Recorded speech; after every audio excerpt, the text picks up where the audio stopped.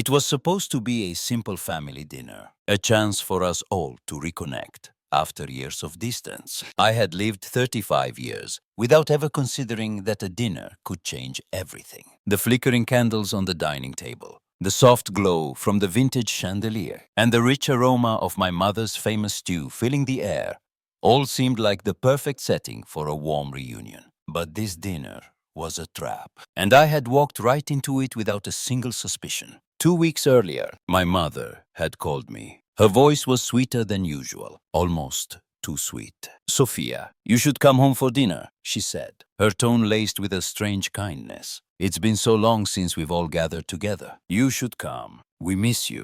I hesitated. After all, it had been more than a decade since I truly felt welcome in their home. My parents only reached out when they needed something. But a small part of me, a foolish part, still hoped this time would be different. Maybe this time they truly missed me. I drove from San Francisco to Sacramento, leaving behind my packed schedule and intense meetings. As I drove, I tried to convince myself that this dinner would be different. But deep down, I knew the reality of my relationship with them. They had always seen me as a financial provider, never as a daughter. But still, I held on to that faint hope. When I arrived at the house, nothing seemed out of place. It was the same large, stately home I had grown up in, the house I had poured so much time and money into over the years. The dining room was beautifully set, a traditional scene of family togetherness, and I tried to believe that maybe, just maybe, my parents had changed. But no sooner had I sat down at the table than my illusions began to crumble. "Before we dig in, my younger brother,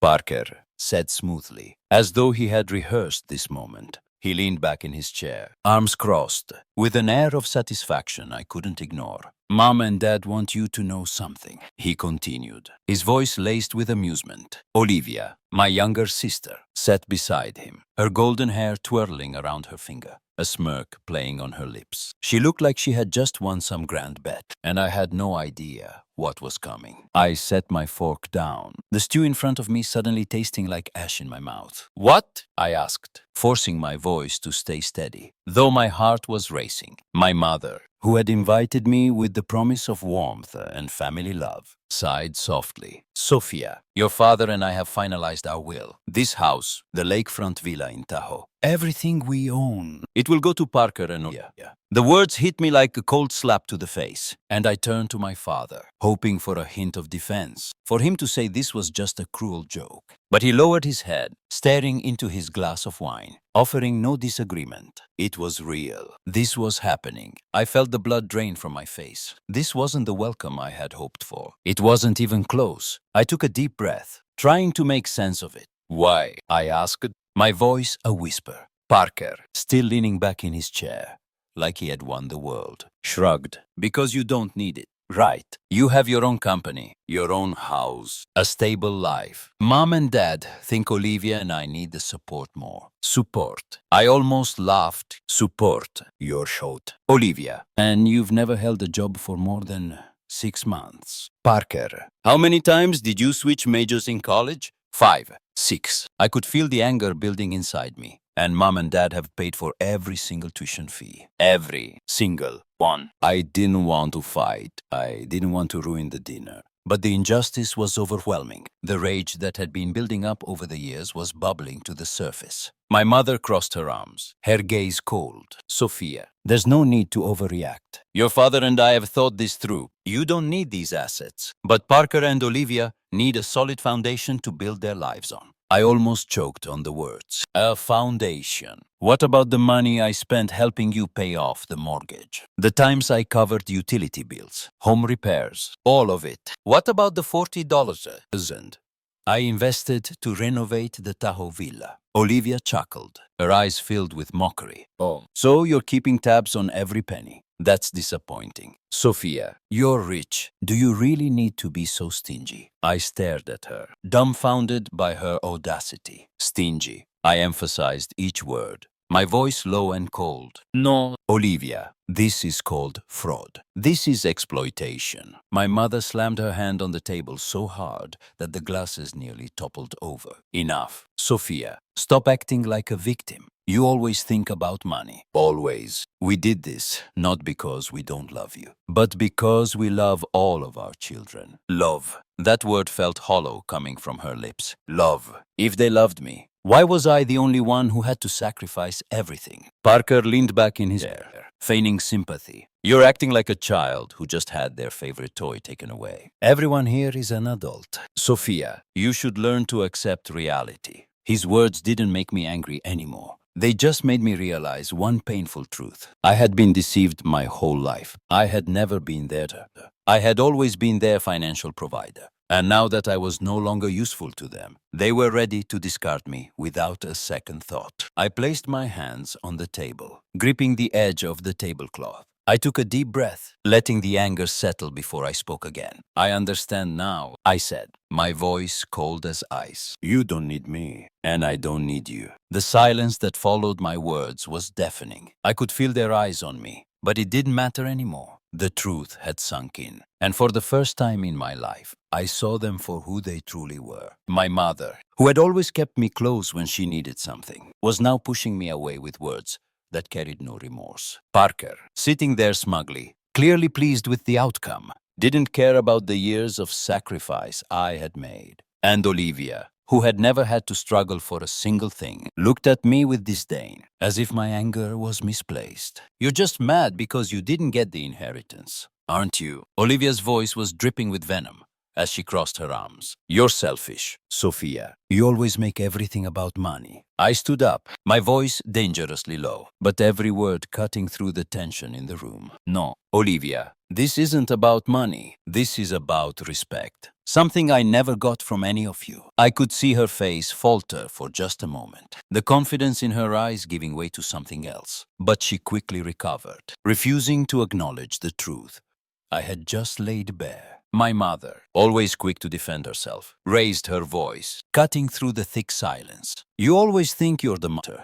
Family is about love, not money. You're making this all about yourself.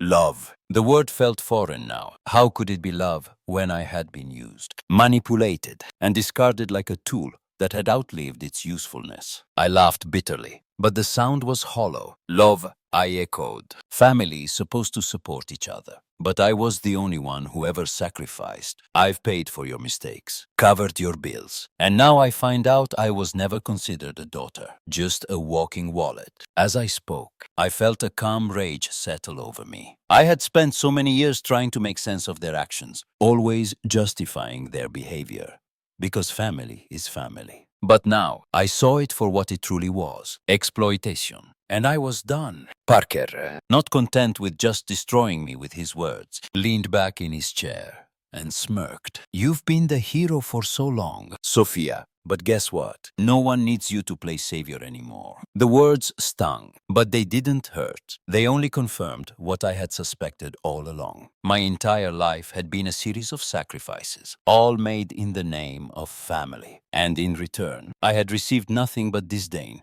and a sense of duty that was never reciprocated. No amount of material wealth or family gatherings could replace the emotional betrayal I was now feeling. I stood up, my chair scraping loudly against the hardwood floor, the sound cutting through the thick air like a knife. I've heard enough, I said coldly. My gaze swept across each of their faces, faces that had been so familiar to me, yet now seemed completely alien. I'm done. I didn't wait for their response. I didn't care what they would say. I was done with the lies, the manipulation, and the toxic, suffocating web of demands they had woven around me. I could hear my mother's voice ringing in the distance, but I didn't stop to listen. Sophia, you can't just walk away from your family. Family sticks together. Her frantic voice echoed behind me. But I didn't flinch. I had heard those words 1,000 times before, and they meant nothing now. Family had never stuck together for me. I had been the one holding everything together. All while they bled me dry as I walked out of the door. The weight of the years of sacrifice, of being the one to carry the burden, suddenly lifted from my shoulders. For the first time in my life, I felt free. The door shut behind me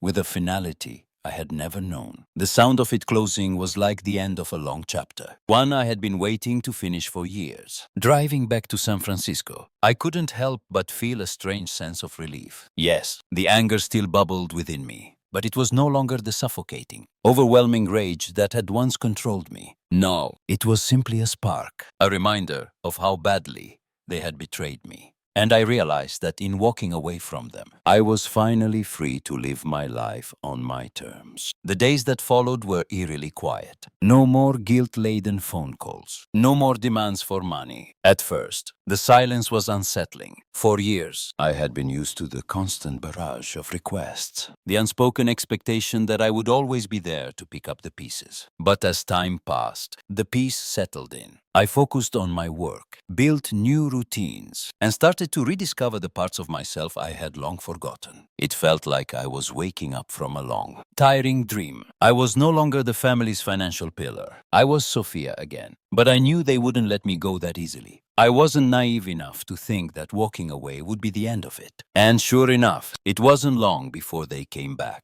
trying to reclaim their control over me. The first message came from my mother. A few days later, Sophia, you can't just walk away from us. We need you. Please, this is all a misunderstanding. I ignored it. The second message came a day later, then the third, and the fourth. I began to feel the old familiar guilt creep in. But this time, I was strong enough to resist. They had used me for far too long. I wasn't going to fall for it again. But it didn't stop there. The messages escalated, becoming more desperate, more insistent. Olivia called me, then Parker. They all wanted me back, but none of them acknowledged the years of exploitation. None of them apologized. Instead, they called me selfish. They said I was the one who had torn the family apart. I blocked them. One by one, their numbers disappeared from my phone. It felt like cutting invisible strings that had tied me down for so long. The silence that followed my decision was unnerving at first.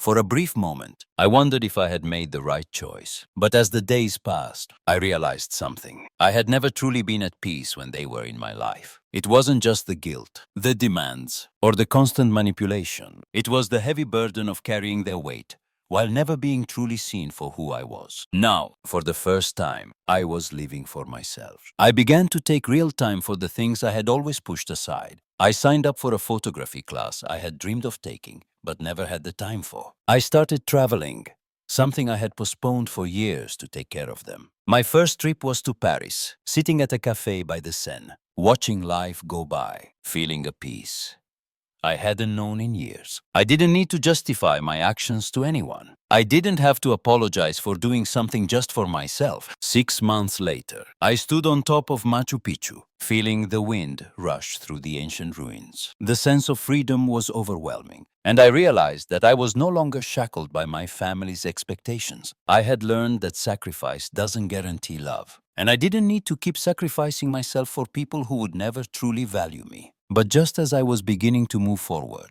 life had a way of reminding me of the past. My old family tried to make me feel guilty for moving on. The first call came from my father, filled with urgency. Sophia, sweetheart, this is getting out of hand. You can't just cut ties over this, he said. His words sounded rehearsed, as if they had been practiced in an attempt to make me feel like the villain. I ignored it. The next call came from Olivia. This time, she left a message that was laced with venom. You're pathetic. Sophia, you think you're so much better than us. Just wait and see what happens when you're no longer there to support us. But it wasn't just them. My mother took to calling distant relatives, spinning a narrative where I was the ungrateful daughter, abandoning my family in their time of need. Messages flooded my inbox, each one trying to guilt-trip me into returning to the role I had always played in their lives. Family is forever, they would say. How could you do this to us? I didn't answer. I didn't need to. They had used that word, family,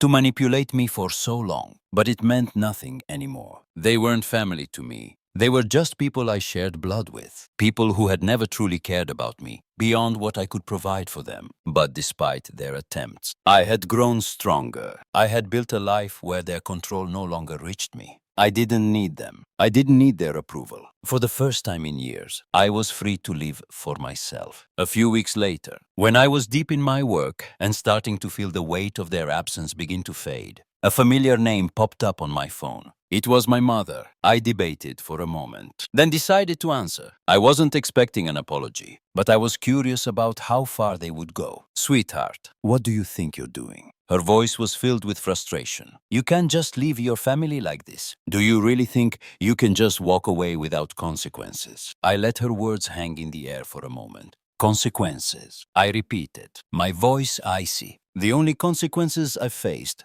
are the years I wasted trying to make you see me as more than just a source of income." I wasn't expecting much of a response, but my mother's next words were a surprise. She begged me to come back, to be part of the family again. Her tone, however, was not one of love, but desperation. She needed me, not because she loved me, but because she was losing control, and that was something she couldn't handle. "I'm not coming back," I said firmly. "You made your choices, and so did I. There is no going back." Her voice trembled, but I could feel the shift. The manipulation was gone. "Sophia, I never meant to hurt you," she said, her words falling flat. "We were just trying to help. You'll regret this." But I didn't regret it. I had finally realized that my happiness didn't depend on their approval. For the first time, I was truly free. 3 months later, life felt entirely different. The weight of guilt, the pressure of family expectations, and the constant feeling of being used were all gone. I was at peace. No longer did I feel the need to carry the burden of a family that didn't care for me beyond what I could give them. I had learned that the true definition of family wasn't about blood. It was about those who respected and valued you for who you were, not for what you could provide. I met someone new during this time. His name was Alex. I wasn't looking for love, but he came into my life as a quiet breeze, offering nothing but his presence. He didn't demand anything from me, didn't expect me to fix his problems or fund his dreams. For the first time in my life, I didn't feel like I had to prove my worth. I didn't have to buy love. I just had to be myself. As I stood on my apartment balcony one December evening, looking at the city lights shimmering below, I realized something important. I didn't need my old family anymore. The love they had never given me, the respect I had always craved. I had found it in myself, and that was all I needed. Sophia's story isn't just about the betrayal of family. It's a journey of self-discovery and empowerment. It's about recognizing when to walk away, when to stop being used, and when to start living for yourself. It teaches us that sometimes setting boundaries isn't just a choice, it's a necessity. Family isn't defined by blood, but by those who truly respect and appreciate you for who you are. Let me know if you want further refinements.